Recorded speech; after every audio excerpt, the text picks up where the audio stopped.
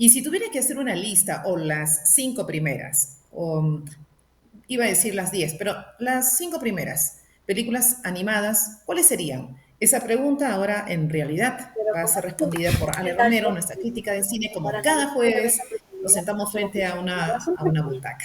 Hola Ale, bienvenida. ¿Qué tal, Milagros? ¿Qué tal? ¿Cómo estás? Cuando hablamos del cine animado, ya que tocaste el tema, hay que ver dos factores. Uno, la animación como tal, y de ahí ver cómo se ha ido desarrollando durante el tiempo y ver cuántas ramificaciones tiene el cine animado, ¿no? Por ejemplo, yo aquí tengo una ilustración de cómo se hacían las animaciones anteriormente en Disney. Hacían este tipo de Ujú. celuloides y desde ahí se procedía a hacer la animación. Se hacían diferentes tipos de boceto y estos se metían en una máquina especial que se encargaba de leer el celuloide para darle movimiento a la imagen. Entonces Disney se volvió muy muy popular por adaptar los cuentos Cenicienta, Blancanieves, La Bella Durmiente, La Bella y la Bestia a un formato animado y un poco más alegre, fuera del contexto oscuro que tenían los cuentos originales. Pero Disney no es el único pionero dentro de lo que es la animación. Tenemos, por ejemplo, también películas de stop motion. Cuando hablamos de stop motion, lo primero que a la mayoría se le viene a la mente es Tim Burton. Tim Burton ha trabajado muchísimas veces con stop motion. Mi película favorita de animación de Tim Burton es Frankenweenie.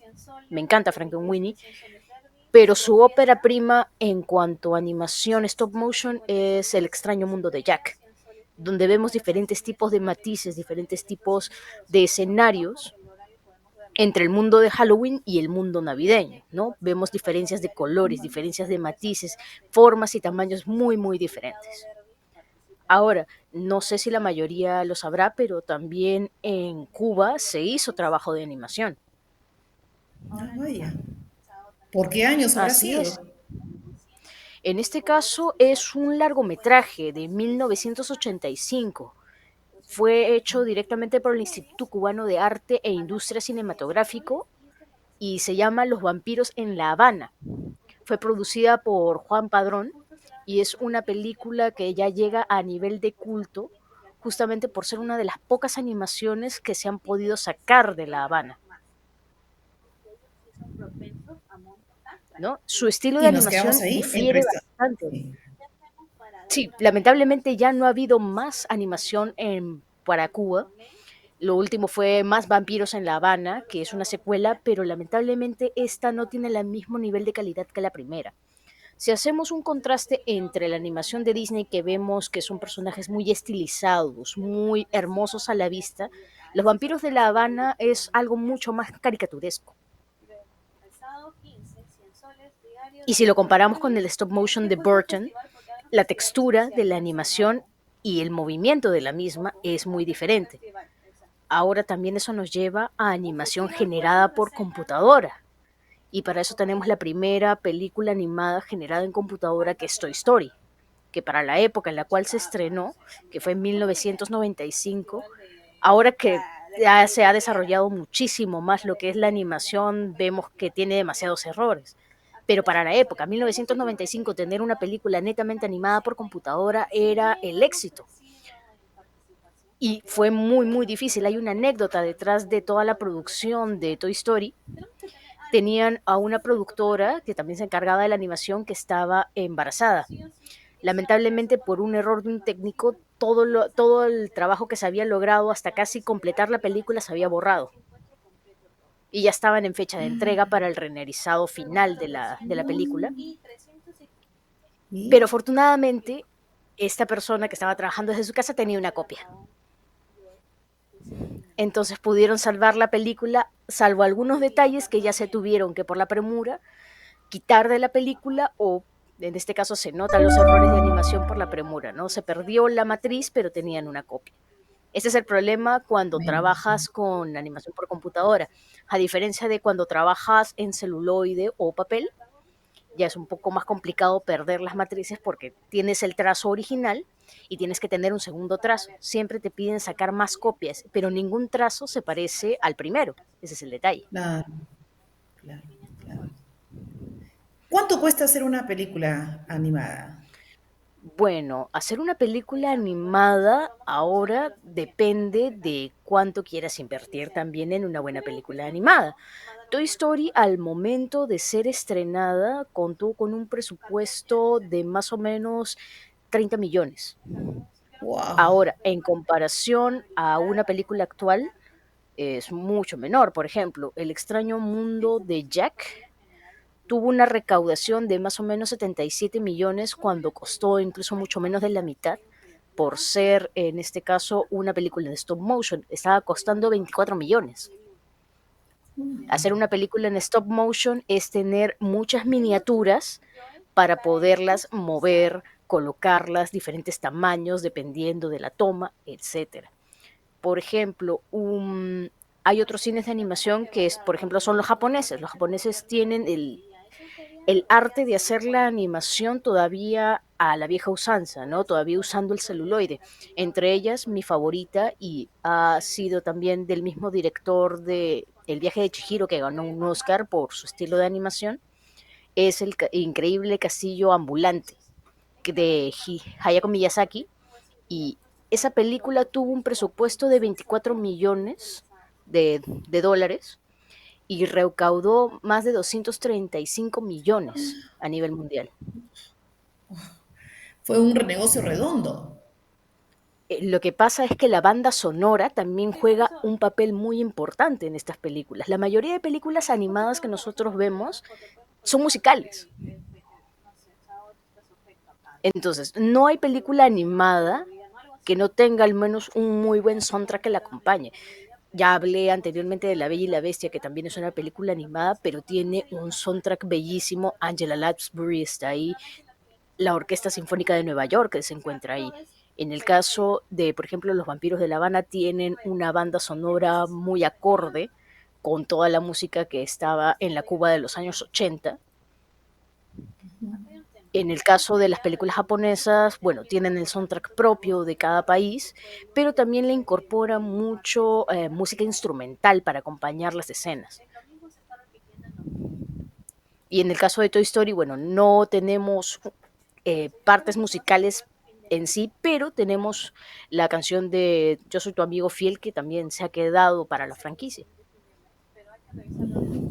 Y digamos, solamente te quedas, bueno, que no es solamente, pero Estados Unidos, Japón y Cuba son las únicas que han trabajado en este rubro, en este No, segmento. ahora ya están, por ejemplo, Corea está trabajando en animación también ahora. China está trabajando en lo que es animación. La mayoría de animaciones que vemos en Japón son de artistas coreanos y de artistas chinos. Corea ahora con la, si te acuerdas de la película Tren a Busan, que es una película de terror de zombies, la precuela es una película animada. Entonces, ha tenido muy buena repercusión. Las novelas gráficas también coreanas o conocidas como manhwas están también teniendo una muy buena repercusión y están siendo llevadas a la animación. En el caso de China, su estilo se parece mucho al de Disney, ¿no? Personajes estilizados, utilizando el celuloide todavía, no mandándose a hacer animaciones todavía computarizadas. Ahora, hay puntos medios también en los cuales se puede encontrar un live action con una animación, que es el caso de Quién engañó a Roger Rabbit, de Robert Zemeckis, que es una película que juntaba personajes de la vida real junto con animaciones, con caricaturas, o en este caso también lo que vemos en pantalla, que es una película de huevos. Ese también es un estilo de animación clásico. No tan estilizado como es Disney, porque ya es un pionero en cuanto a animación, pero también es muy disfrutable. También hay otras películas de stop motion, que son Wallace y La guerra de las zanahorias, la guerra de los tomates y demás, ¿no? Una isla de perros también es un estilo de animación muy diferente.